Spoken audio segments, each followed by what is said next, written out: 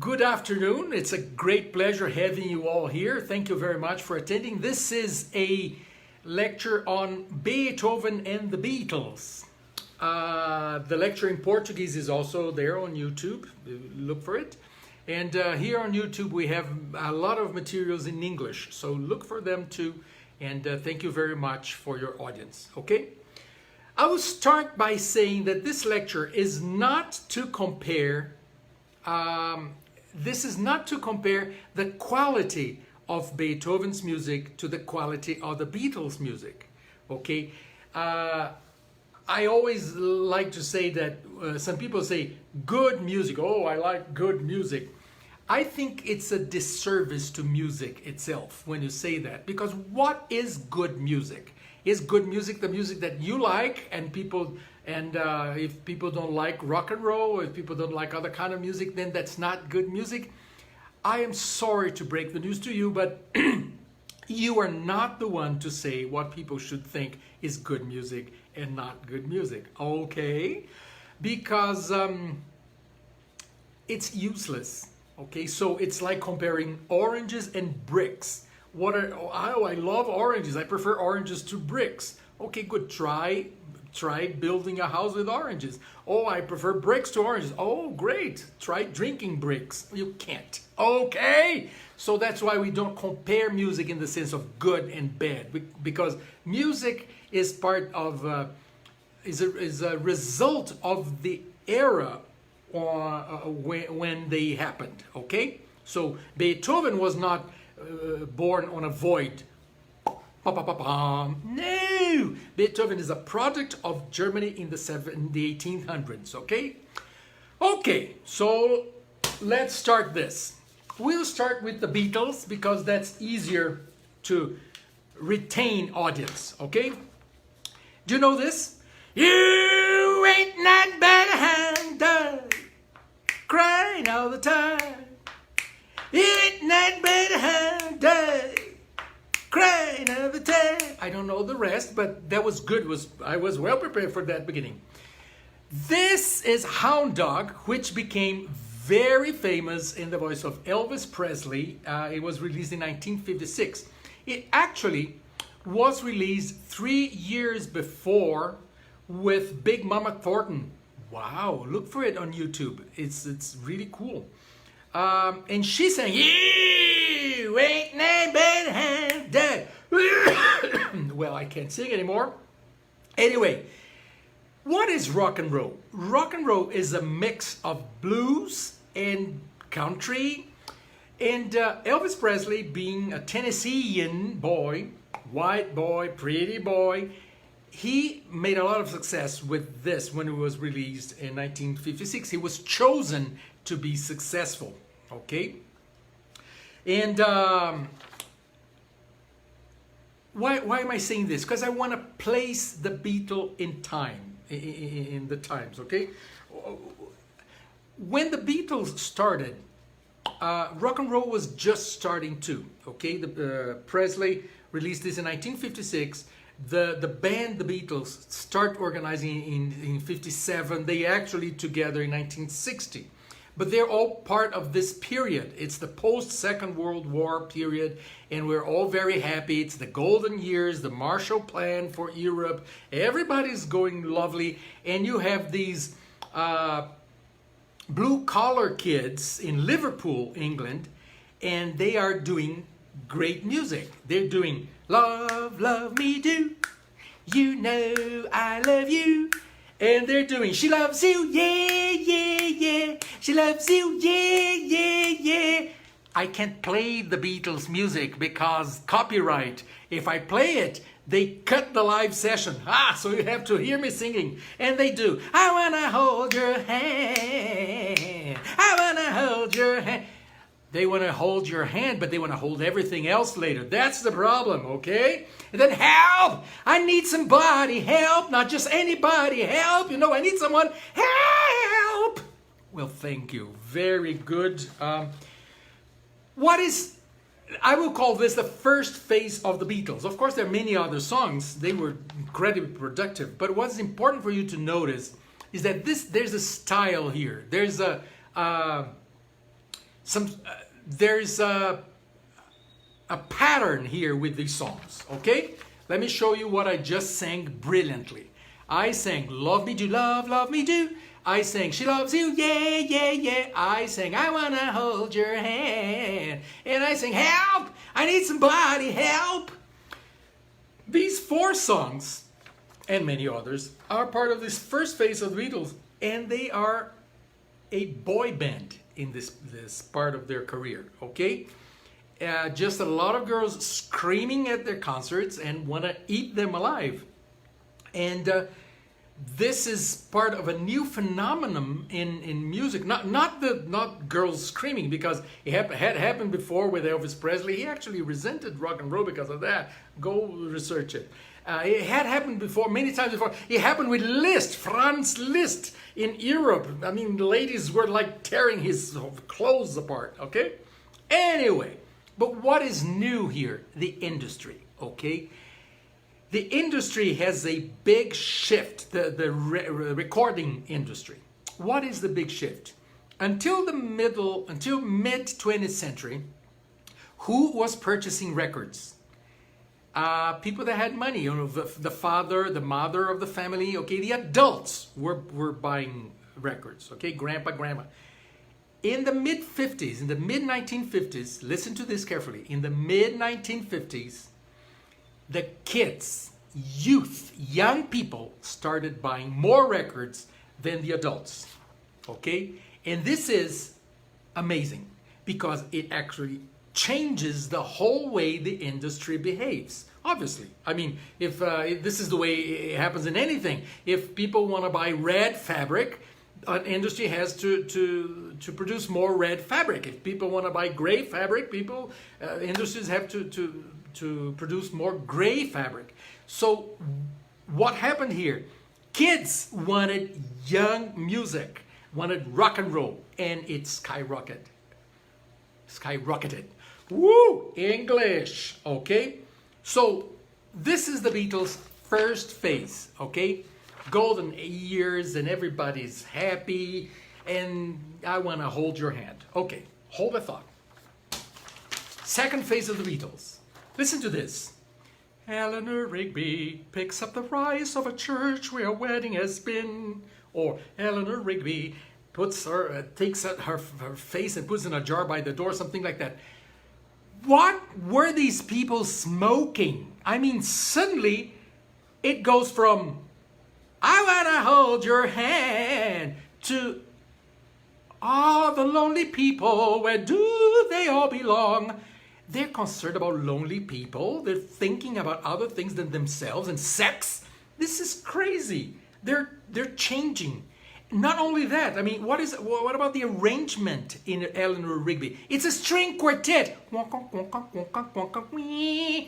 Arranged by George Martin, the 5th Beatle, okay? He was sort of their manager. He was their manager, and he was the creator of the idea.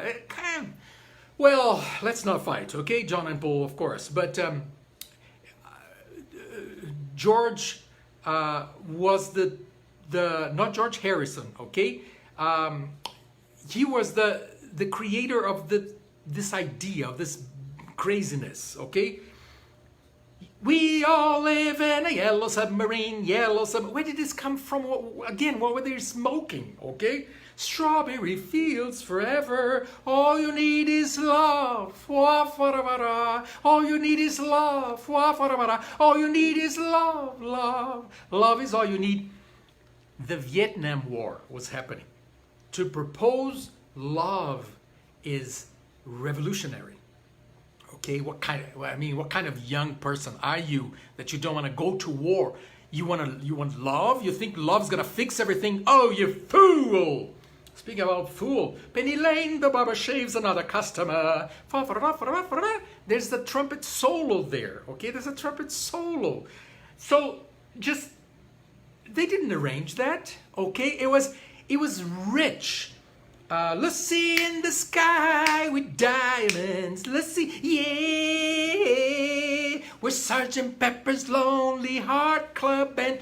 a record that was so complex they never performed it live. Sgt. Pepper, the whole schbong of Sgt. Pepper. And then finally, 1970, let it be, let it be, let it be, let it be. So, what happened with the Beatles? What happened with the Beatles? They went from I Wanna Hold Your Hand in 63, is that 63? Yes. To All You Need Is Love in 67. In only 4 years, they changed the way they thought. They changed the whole arrangements, everything in what they did. Sorry about my English, okay? And they changed the way young people thought. And then it became a problem. Of course, when you say that you're more popular than Jesus Christ, you are looking for trouble. And they found it. Okay? Hold that thought. That is the little lecture on the Beatles. Okay? They started in I Wanna Hold Your Hand, and they end in All You Need Is Love and Let It Be. Okay? There's an amazing path to do that in so few years. Now, let's compare that with Ludwig van Beethoven. Okay, my idol. Woo, Beethoven. Beethoven was born in 1770 in what is today Germany. I say what is today Germany because you know that the borders of the European countries, of every country in the world, but of many European countries were not the borders of today. Okay, so think of Germany, for example. Germany's Germany's borders are of 1989 when the Berlin Wall fell. Okay,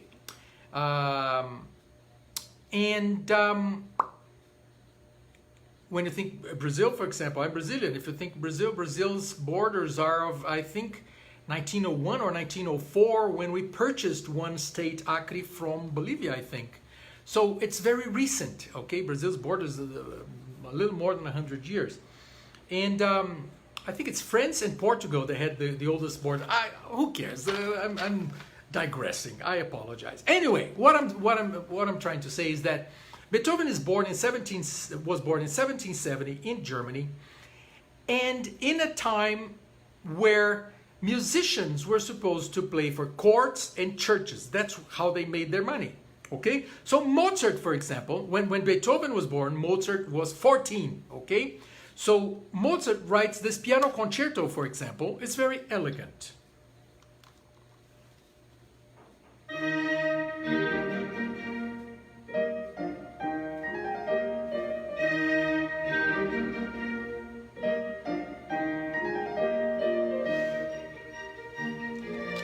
Elegant music from the classical period.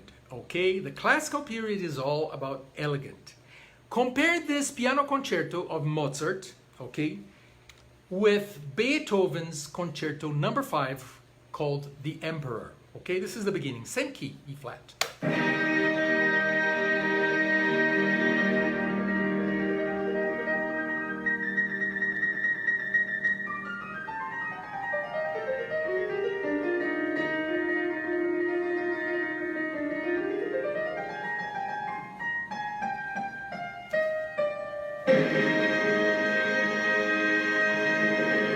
Etc. I can't play either, believe it or not, because of copyright, okay? All of this list, all of the pieces in this lecture are in ECAI's Spotify. I don't know how you say it in English. In Portuguese, we say Spotify. It's in Spotify, I don't know how to say it. But if you go to Spotify and you find ECAI there, you will find the list of every song in this class, okay? It's everything there from the Beatles and from Beethoven and from everything else that I played. Everything that I played is there, complete for you to listen to it. But what I'm trying to say here is that you go from some very elegant music in the classical period to this luscious, romantic music, the second movement of the Emperor Concerto. If you don't hear angels singing, if you don't have a revelation, if you don't shed a tear is because your heart is made of rock, is made of stone. What kind of person are you? Okay, now go listen to the second movement of the Emperor Piano Concerto by Ludwig van Beethoven and come back. Good. Now that you came back, we compared Mozart's piano concerto with Beethoven piano concerto for you to see the difference in emotion. Observe, let's compare something else. Let's compare this Haydn, Joseph Haydn. Joseph Haydn was the classical composer by essence, okay? Very famous. Haydn, H-A-Y-D-N. Woo! H-A-Y-D-N, Haydn. And he writes this pretty sonata for piano.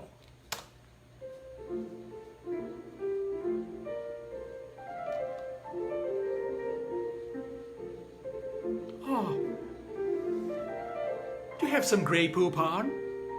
Anyway, this is very elegant, okay? It's very elegant. And compare this with Beethoven Piano Sonata.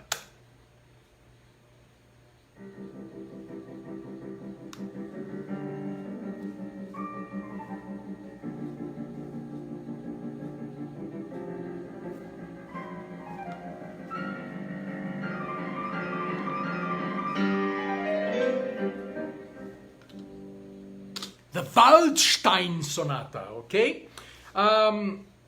It's not a quiet piece, okay? Or even think about even if it were quiet, it's disturbing. It's moving. When you hear this.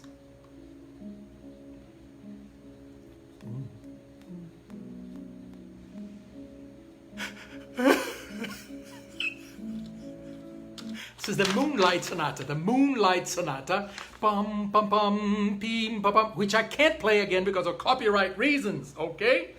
But this is what happens. I mean, Beethoven crashes the system. He goes from very elegant sonatas to these sonatas where you want to just, how to say in English? You want to take your heart out and throw it in the river. I don't know. I mean, you want to. It's like, it's very sad. I know it's very sad. It's horrible. It's perfect for this pandemic. Perfect. Play the Moonlight Sonata and bury people. Ah! Sorry. Not a good joke. Not a good joke. Anyway, let's compare something else for you to have. Observe this. Observe this. Observe this. This is a string quartet by Schubert. Franz Schubert, who was also a romantic composer. But listen to this. Listen, it's romantic, but in a different sense. Listen to this.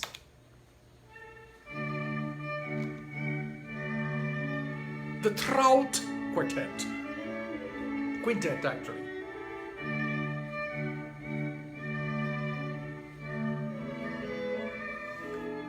How sweet, in einem Bächlein helle, das schoss in frohen Eil.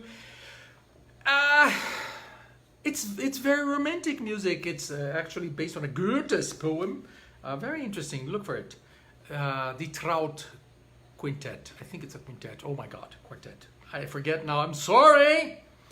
But compare this string quartet with Beethoven's last string quartet, called Die große Fuge, the Great Fugue.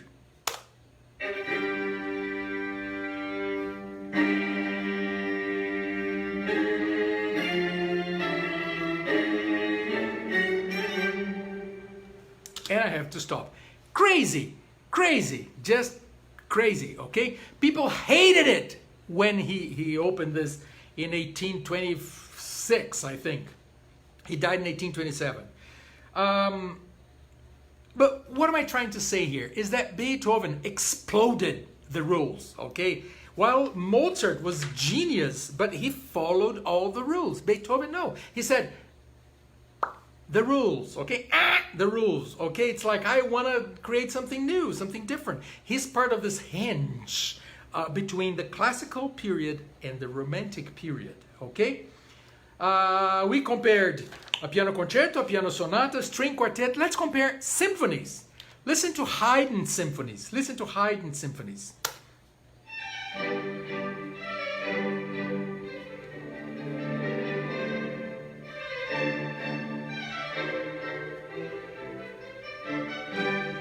Very elegant. This was Symphony number 100. Let's hear 101.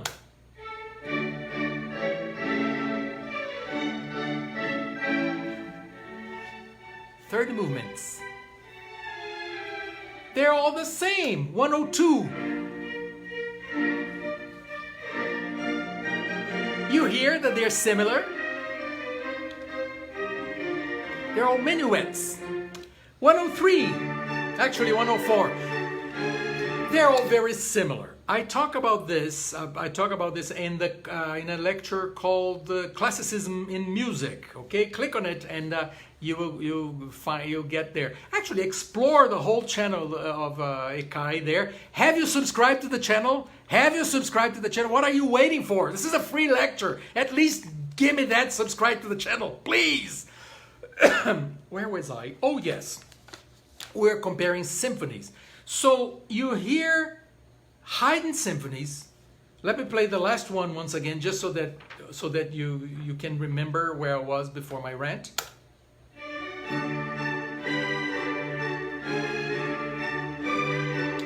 And then Beethoven Symphony number 3.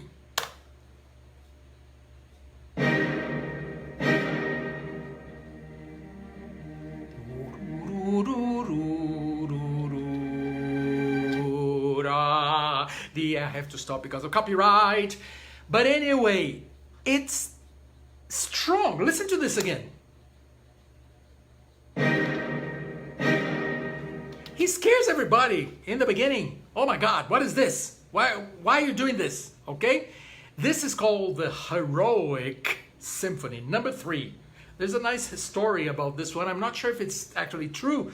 You can look for it, and I don't care. But I'll sell the fish for the same price that I bought. This is a Brazilian saying. Anyway, they say that Beethoven was a big fan of Napoleon. You know the guy, the short guy, Napoleon, with the hand, the thing, the ulcer or whatever. Napoleon was this funny guy, maybe because he was short, I don't know, but he had this interesting complex that another German guy would have it later. He wanted to conquer countries, okay? So he decided to invade other countries in Europe, and coincidentally he invaded Prussia, which happened to be Beethoven's country at the time, because remember that I said that Germany was still split, okay, not unified. Anyway, so Beethoven was a big fan of Napoleon, but then Napoleon decides to invade Prussia. Oh my God, Beethoven was screwed. Ich bin gescrewed, said Beethoven. Well, then Beethoven, who had dedicated this symphony, number 3, to Napoleon, he called my symphony number 3 will be called Napoleon Symphony. He tore the front page and he wrote very small there, Eroica, okay, the heroic symphony. I am not sure if this is true, but I like this story, and it will never forget this, and it will place Beethoven in history for you, which for me is more important than being true or not. Oh, I remember now my grandmother. My grandmother was a great lady, and she used to say, Alex, if it is to make the conversation more interesting, don't have a doubt, lie. Actually, this is not true, but I thought it would be a good story. Anyway, so we talk about Symphony number 3. What about this one?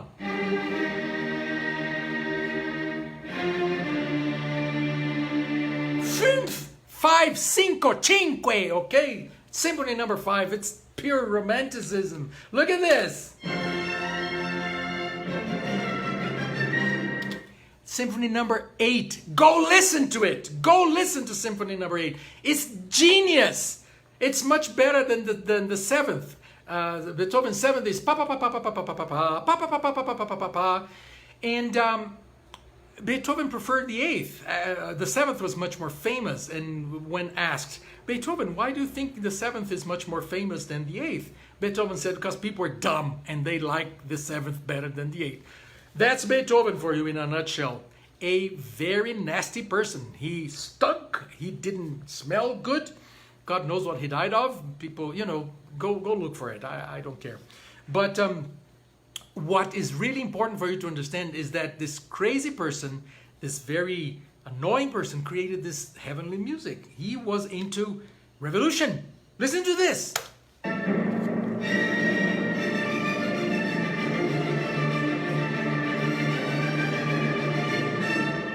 Oh, Freunde, nicht diese Töne. I have to sing because of copyright issues, okay? Anyway, this is the Ninth Symphony, of course. Freude, schöne, etc., etc. It's brilliant, it's gorgeous. What I wanted to show to you today is similarities between the Beatles and Beethoven. I told you in the Beatles about the Vietnam War, which changed completely the way the Beatles thought. It changed the world. What was Beethoven's Vietnam War? Yes, exactly, the French Revolution. It changed everything. Beethoven was 19 when the French Revolution happened. Ecloded, is that English? I'm not sure. When it happened in France, and it changed everything. I mean, if Beethoven was preparing himself for being a court musician or church musician, well, sorry guys, this wouldn't happen anymore. So he became a composer for the bourgeoisie. He sold tickets for his performances. Okay, and this is very important for you to understand. The comparison actually is not musical. Well, it is. If you think of the where the Beatles started and where they ended, and where Beethoven had started and where he ended, it's remarkable. Beethoven has three periods, three main phases in his life, and you can look for it on Wikipedia. But the main comparison is this: the Beatles and Beethoven were actors in just this change of thought in society, okay? And they showed it in their music. That was it, ladies and gentlemen. I hope you enjoyed this lecture. If you liked it, you can click and see many other lectures there. There's a full course on music history, and it's been a pleasure being with you here live. And remember that this video will be in YouTube, so share with your friends, okay? Thank you very much. I hope you had fun. I did. Bye-bye.